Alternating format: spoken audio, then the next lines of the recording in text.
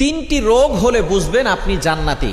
অর্থাৎ তিনটি রোগ যদি আপনার হয় তাহলে মনে করবেন আল্লাহ পাক রব্বুল আলামিন আপনাকে ভালোবাসেন, আপনাকে মহব্বত করেন।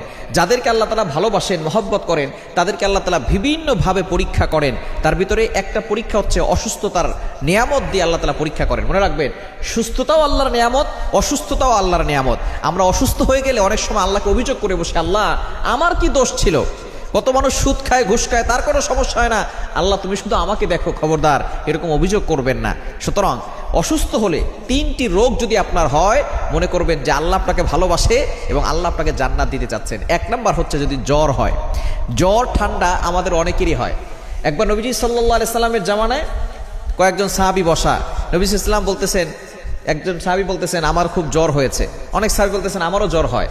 এবার নবী সাল্লাল্লাহু আলাইহি সাল্লাম বলছেন তোমরা তো আমার অন্তর্ভুক্ত, আমারও তো জ্বর হয়। কিন্তু একজন বলতেছে যে আমার জ্বর হয় না। নবীজি বলতেছেন তাহলে